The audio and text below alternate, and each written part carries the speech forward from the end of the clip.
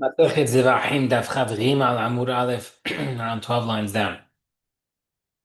Matthew, they're going to ask a question against the Chachamim from the south that we said earlier held that if someone who's tameh from touching a dead body sends a korban and it's brought b'di'avad, it works.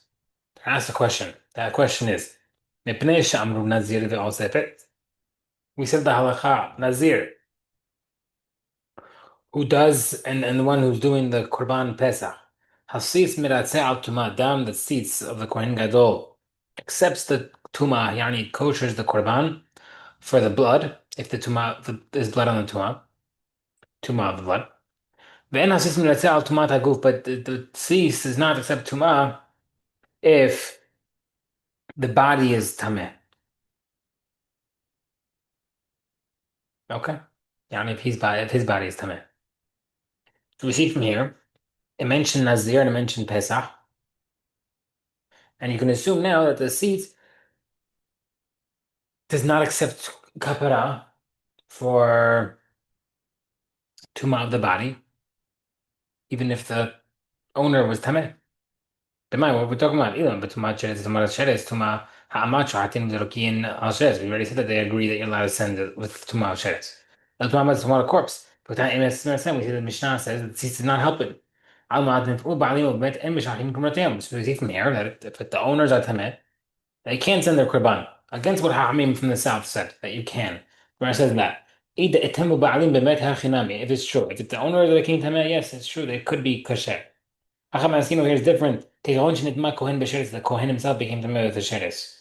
Whereas the Av Yemazefa, one second, the next part of the Mishnah says, Nitma tum'at hatohom hasis minaseh. If he became tameh through deep tum'ah, the sis forgives it or accepts it. Deep tum'ah means if someone becomes tameh or find out he became tameh from something that's buried deep underground. Right? They find out that the under the ground was an avalanche and the bodies there. Um, and this is a type of tumah that nobody really knew about. So in this case, it's talking a case of depth tuma, and the sis accepts it. Hatani Rabbi Yahya has it over there. Lo amra tuma to home, the med only plays to a corpse. The med mauti mai, what does that mean? What are we excluding what? La the mauti tuma to home, the sheres. Excluding a case of tuma of sheres, that it won't work. The Gemara says, and the question against Hachamim, the Gemara says la. The mauti tuma to home, the ziva, excluding a case of ziv, a zav, um, the deep tuma of a zav.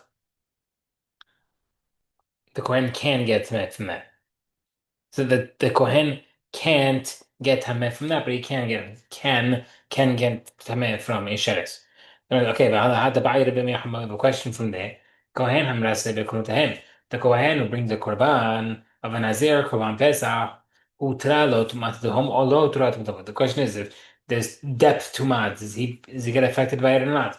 Tif showed the Tumat to him, Utra lo. So if that's the case that we say is okay. Why is it a question over there? We should say it's a kasher, it's no problem. The Hachav Kohen Kohen over here. Why is Rami Bar Hama unsure of the answer? Gemara says, "The Rami Bar Hama v'tay pligi."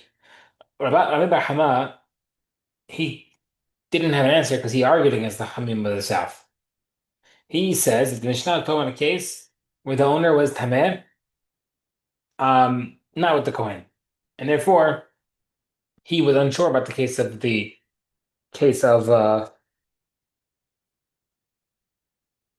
death Tuma. Okay. So now that we said that Rabbi Hama holds that a Quran Pesach is for someone that's bought for someone else is pasul, Tashma bring a question. Vinasa Aharon et Avon HaKodashim. Aharon, while he's wearing the cease, shall accept the sin of the Korban. Gemara says, which basically Pasuk is saying that if someone brings the Korban incorrectly with Tuma, the cease accepts it. Gemara says, V'chi ezo avon oseh. What type of sin does Aharon fix with the cease? Im avon pigul, if it's pigul, which refers to wrong intentions of the Korban, harei kvar ne'emar lo yeh hashev. It already mentioned the concept of pigul, that it's pasul.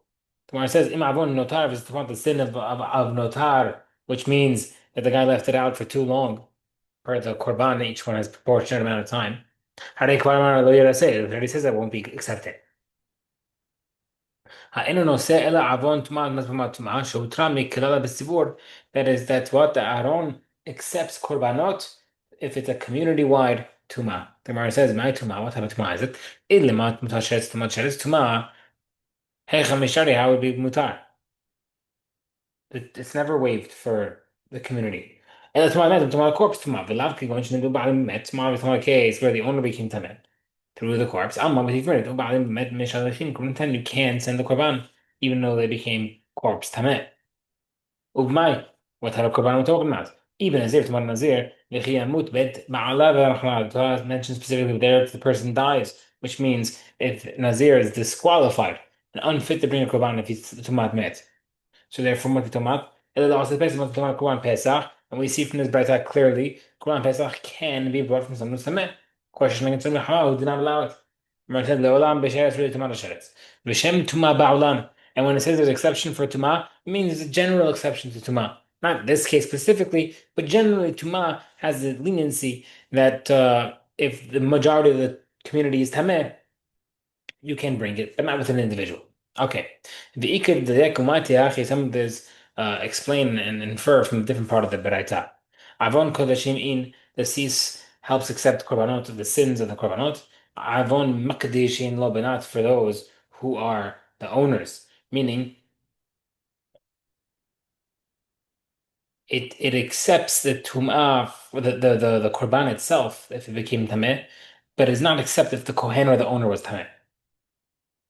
Okay, my tuma, what's a tuma? Ila matuma sheretz mi ishtre b'sibor. It's never accepted by the sibor. Ela tuma corpse. By avon kodashim in avon kodashim no. We see from here that the seas helps the korban itself, but not the people. Question against the hachmim of the south that allow it. Where I said the olam tuma b'sheretz v'tuma sheretz. V'shem tuma b'alam again mentions the exception of tuma is the general exception of tuma regarding community. Okay, next part of Mishnah. We're finally moving on.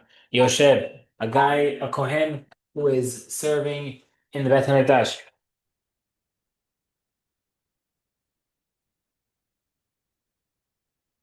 A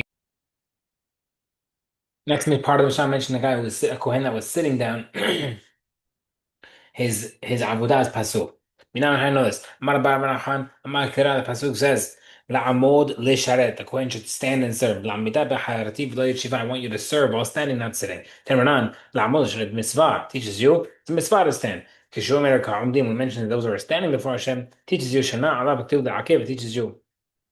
It's repeated in the pasuk to teach you that it's required, and if you don't do it, it is pasul. It's invalid. Ma'aler v'alarachman michti yoshev kizar dami. A kohen is sitting down is similar to like a non-kohen. Umahil avudah, and therefore makes the avudah pasul like a non-kohen does it. Ema ma'azar b'mitah. But that's in second. Does that mean the same way a non-kohen who does avudah is chayav mitah? Karet. Akasher mitah is that the guy who's the kohen sits down also is like a will also get karet. Allah matane, but how come the Brayta says aval arel onen yoshev? If a uncircumcised kohen or onen or a kohen sitting down does the avodah, inam mital bazara, they're not chayav mital karet. They only get an isur stira. The Gemara says mishum dehavim mechusa begadim veshlo rechus adam beraglaim. You can't teach, you can't compare, you can't equate the halachot of a kohen, these halachot of the kohen, because it's a special hidush.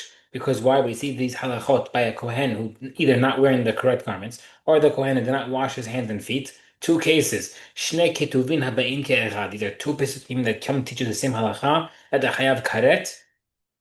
And therefore, what? This is a famous concept. V'chol shnei haketuvim haba'in ke'echad en melamdim.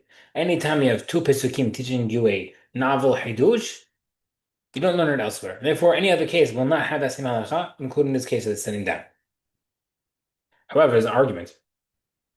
Even according to the opinion that says there are three pesukim that you can learn from two places. Meaning, if we want to teach you something in Torah, I should mention it once. Why did it teach it twice? Must be you can't compare it elsewhere. That's the concept of shnei kelim bechad and melamdin. You can't learn elsewhere because the pasuk mentioned twice, therefore it's limited there. However, some opinion says yes, two can learn elsewhere, three can't. So the opinion holds that two can't, but three can't. Two can, three can't. Shetuyayin havel shishi. He says he'll include the third case of a person who drank wine as a third case if someone makes the avodah pasul and chavita. Ushlosha v'divrei hakol min din. Everybody agrees that the three pesukim are teaching the same thing. It is pasul. Omid al gabei kelim v'al gabei behema al gabei raveh havra pasul. We mentioned three cases in the Mishnah as well. If someone is standing on utensils, on an animal, or another person's foot, his avodah is pasul. Minan harnos, lavatana reishma, ho'il v'nispal kodesh, since the Beit HaMikdash floor is kadosh, uklesh red mishkashim, and the service vessels of the Beit HaMikdash are kadosh. Makdei sharei, just like the vessels, lo yadavar houses ben al ben sharei, just like the vessel, there should be no different, no nothing in intercepting or in between, separating the kohen and the vessel. I mean, you can't have something on his hand, like we mentioned prior, like a dressing. After the spot to the floor. Therefore, nothing should be between him and the floor. Why we need all three cases? The Ashman Khalid only mentioned the vessel, standing on a vessel, because Mishum Galav Mina, maybe because it's not a type of flesh, therefore it shouldn't be considered separation. But if an animal, in my law, maybe the animal would not be considered separation. Therefore, we need both. The Ashman Imam only mentioned the animal, because who was claimed to have a human. Who would, if it's say another Kohen's foot who is human, maybe that foot should not be considered separation. Therefore we need it. Tanared says, Rabbi Eliezer Omer, the Kohen standing one foot on the floor and one foot on the utensil. One foot on the stone or one foot on the floor. Ro'in. How do we determine if he's considered standing on the floor or on something else? Yani, what is he considered primary standing on? On his balance. And if the item or the stone were to be taken away, he'd be able to stand on the Beit HaMikdash floor and with his other foot and serve. Then love, if not, pasul. This same famous concept in general that if you're standing amidah, leaning forward on something, if you were to take away that item, you'd fall. It's not considered standing for amidah. So to over here, if he's standing on something and on the Beit HaMikdash floor, if you remove that secondary item, would he fall or be supported by the Beit HaMikdash floor is the difference whether or not it's considered he is standing on the floor or not.